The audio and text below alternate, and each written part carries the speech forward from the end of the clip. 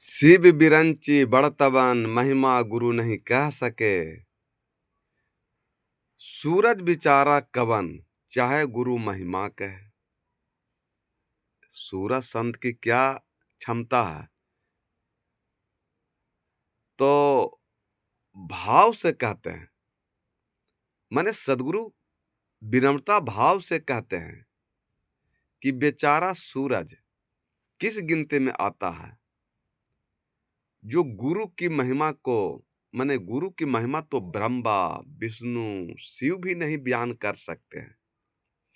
भाव यह है कि जो गुरु सर्वशक्तिमान, सर्वज्ञाता, सर्वव्यापक परमात्मा के साथ मिलाप करवाने के योग हैं, उसकी महिमा कौन बयान कर सकता है।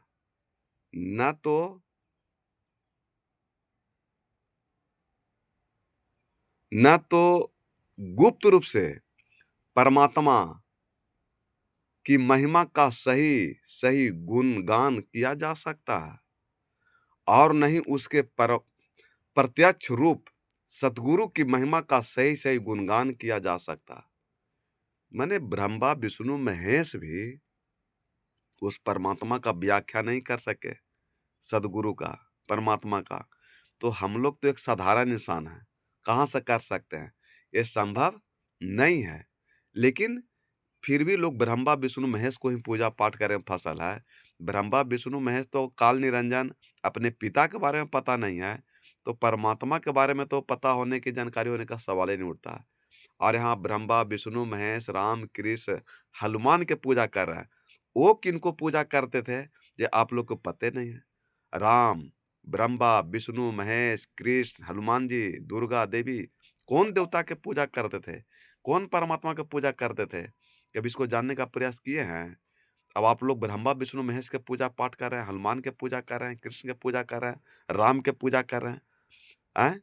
और उन लोग कौन परमात्मा के पूजा पाठ करते हैं, जब आपको पते नहीं है। और सूरज संत बताता है तो आप लोग विश्वास नहीं करते हैं। 84 की धारा में जाइएगा, कोई नहीं बचा सकता है। अभी गया जिला में वो सूरज संत ही बचा सकते हैं, काल से बचा सकते हैं, माया से बचा सकते हैं, और किसी में शक्ति नहीं है। इसलिए अभी जब तक बच रहे हैं, सचेत हो जाइए, पहचान करके अपना उद्धार कल्याण कर लीजिए।